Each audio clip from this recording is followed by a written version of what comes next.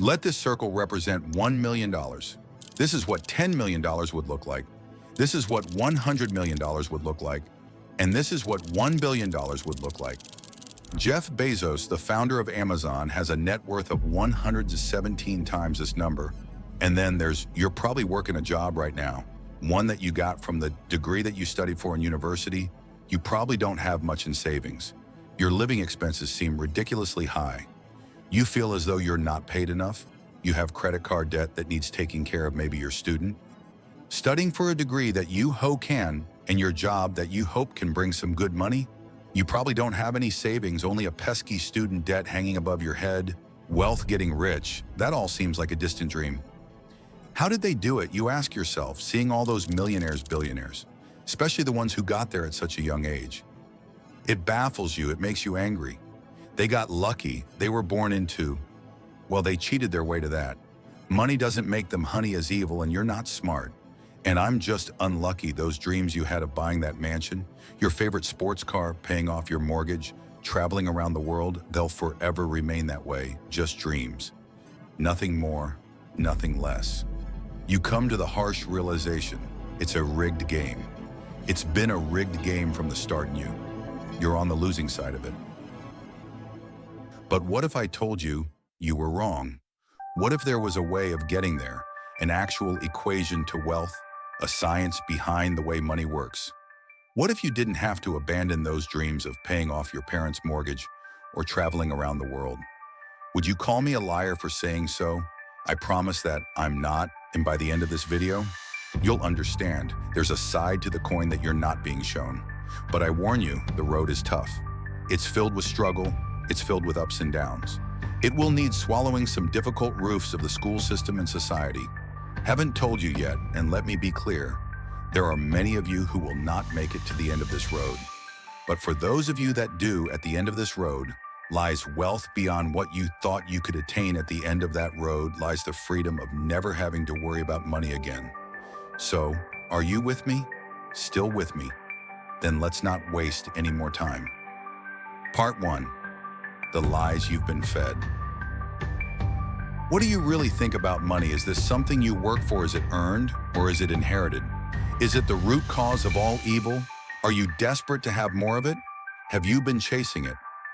Most of your life truth is most of what you think about money has been influenced by your upbringing and environment. If you were born into a family that didn't have much money growing up, then you're more inclined to believe that you too will not grow up to have much money. Or perhaps you went on the complete opposite end and decided to make as much money as you can so that you will never be in that position again. The fact that your school didn't teach you much about this subject doesn't help things, and because of this, most of you are going to have false beliefs about money that aren't going to help you on this journey. Now, stick with me here, because we're going to have to change the way you've been seeing money your whole life. Hollywood has always had a habit of depicting the wealthy and rich as evil, backstabbing, entitled, or corrupt individuals. Question is, have you bought into that stereotype? A recent report released by WealthX showed that of the world's ultra-wealthy, those that had a net worth of 30 million or more, 68% of them were self-made. And it seems like every other study backs up this conclusion. Warren Buffett, self-made billionaire. Howard Schultz, born in poverty. Oprah Winfrey, born in poverty. Jeff Bezos, self-made billionaire. Elon Musk, self-made billionaire. Sarah Blakely, self-made billionaire. What is it that these people know that you'd on truth is your equation is all wrong? Here's the two-dimensional equation that you've been taught. Money equals salary earned from a job.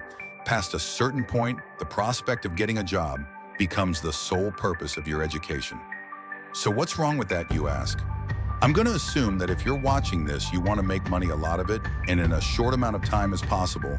If that is your goal, then this equation for generating money will never get you there. We all have a precious resource, the most important resource for all. And once it's gone, there's no way of getting it back. That resource is time in a standard job. The amount of money you burn is dependent on the amount of time you put into that job. If you earn $20 an hour and worked 40 hours a week, it would take you nearly 24 years to reach a total of $1 million. But that is without subtracting any taxes or any expenses that you will incur over 24 years. And let's not forget that inflation would make your $1 million less valuable, the reality. Is that on a salary of $20 an hour? You can only really be a millionaire at an old age by living frugally, and most of that precious resource known as time has slipped through your fingers.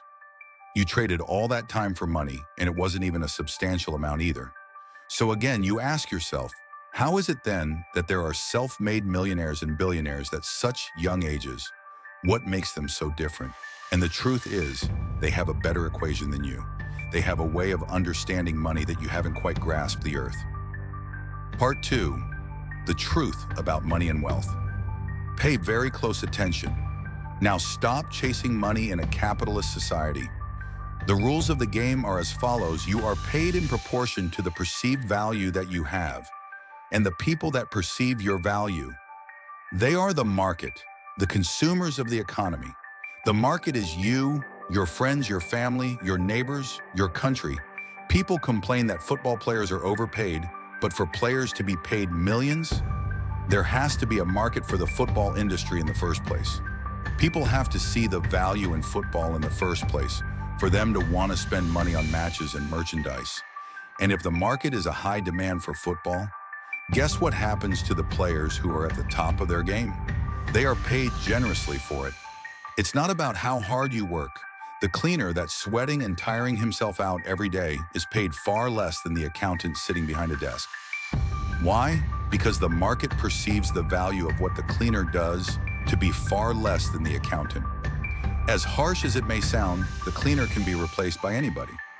It isn't difficult to learn how to do his job, and therefore the market will not pay him more than the accountant, the guy who spent years studying numbers, the guy who has saved his clients thousands on their taxes.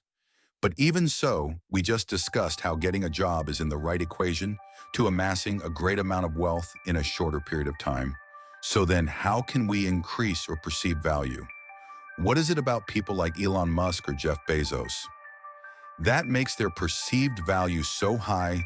The first step to this equation of wealth is quite simple. If you want money, solve problems, if you take a second to digest this statement, you realize that just about all money runs from this basic premise. If it solves a problem, money will be thrown at it. If it's $1 million problem, then the solution will make you millions. If it's $1 billion problem, then the solution will make you billions. Think about all the problems that our site like Amazon solves: the hassle of going to a store, that hassle of having to wait weeks for a delivery, cheaper prices, and so on. Not to mention all the other companies that Amazon bones and the problems that those companies solve. Jeff Bezos helped solve $1 billion problem and also awarded favorably for doing so. If you've been chasing money, then you've been doing it all wrong. It sounds almost paradoxical, but if you want money, it isn't money that you should be looking for. You should be looking for problems, and more importantly, solutions to those problems. And once you've found that solution, make a business around it. Wait, so that's it? Just solve problems and money will appear. So I'm going to have to create the next Amazon for me to be rich, or the next Facebook or Google. You've got to be kidding me, right? I don't even know how to code. I don't even have the money to start something of that scale. I don't even hold on your wants more, going into old patterns of thinking. Start with a problem. Always start with a problem. Listen to the market around you. What are people saying they don't like? What are people saying they wish existed? What are people saying frustrates them? What do people think is incredibly inconvenient? Is that a problem that you can solve, and also is a problem that is worth solving? Part 3, a problem worth solving. The final step of this equation to wealth is finding a scalable solution to the problem. Your solution needs to affect a magnitude of people. Starting a restaurant that's not scalable. You're constrained to the local area and the footfall of that area, but a franchise now that's more scalable. Is your solution a piece of software? Then that means once that software has been built, you can scale it infinitely online without needing to worry about things like production or shipping costs, as it's all done virtually. Good luck finding infinite scale with a job, but be careful. Does your solution require your time to generate money? Let's say you were a yoga teacher that charged $100 per hour. Congratulations. You only made yourself another job disguised as a business. There's only a certain amount of lessons that you can feasibly do in one day. and therefore your income is time-bound. But if you created an online yoga class that ran 24/7 with lessons you only had to create once, now that is scalable scaling. Your solution is critical here. So do not get lost on this point. Automation also plays an important role. Systems and processes will keep your business running like a smooth machine if implemented properly. If there is something in your business that you can outsource to somebody else or hire an employee to do it for you, assuming it financially makes sense for you to do, so then do it. Tasking yourself with everything is a bad thing as much as you may think you're the best. There's someone out there that can do a better job than you once you've found a solution. It's your job to make sure that solution can be accessed by everyone in your market. It's not about your ego, and it's not about what you're passionate about. The market doesn't care about your passions. So now that you have your profitable business running with the right systems and processes in place, it's time to move on and reap what you sow. Part 4, the reward. There are two likely paths you're going to face at this point. You either continue your business or cash in and sell her. This is the acquisition the moment someone buys the solution that you spent years building a business around. This is Instagram being acquired by Facebook for $1 billion. This is PayPal being sold to eBay for $1.5 billion, of which $165 million went straight to Elon Musk's pocket, and the countless other liquidation events that happen across the world. This is where all the effort that you spend into building your company comes to fruition. And if you choose to continue running your business, well, there's a multitude of reasons for you wanting to do. So maybe you love the company that you built, will want to stick with your baby. Maybe you think you can add more value to the company and sell it down the line for more than it's currently worth.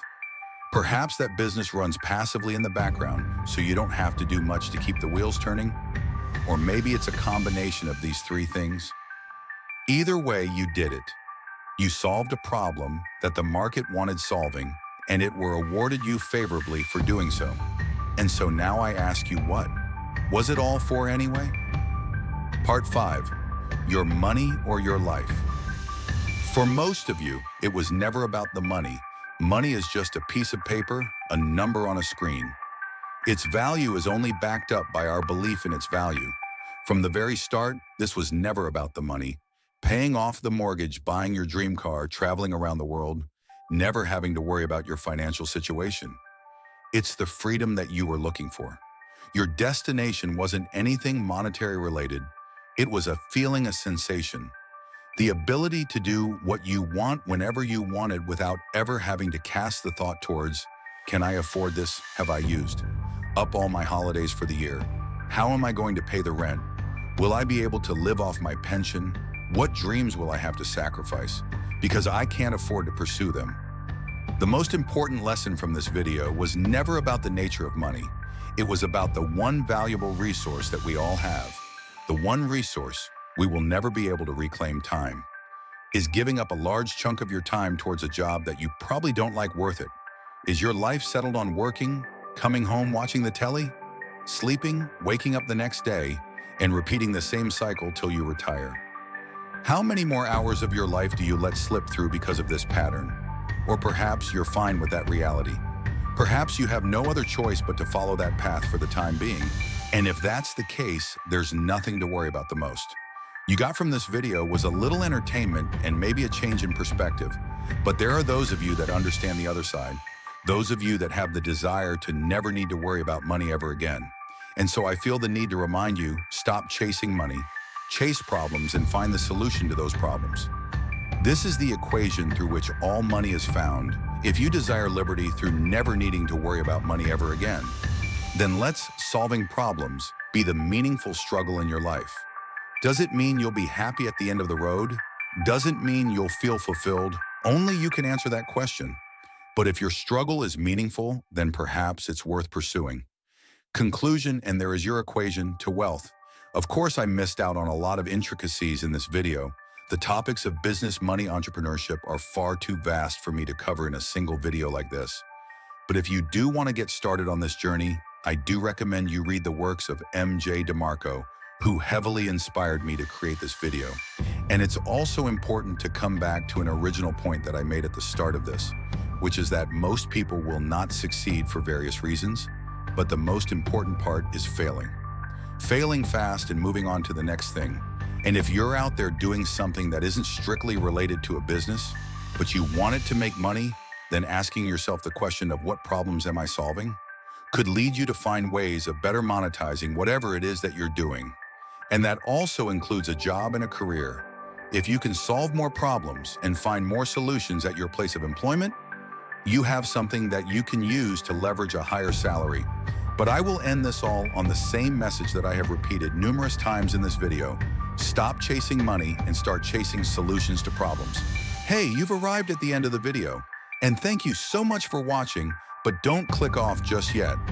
I do want to take the time to say thank you very much for watching to the end. These things take quite a few sleepless nights to research, script, film, and edit. So you can't imagine how much I really do appreciate your support. If you genuinely enjoyed this video, then don't be shy, hit the like button, and if you disliked it, hit the dislike Vaughn twice just to be sure.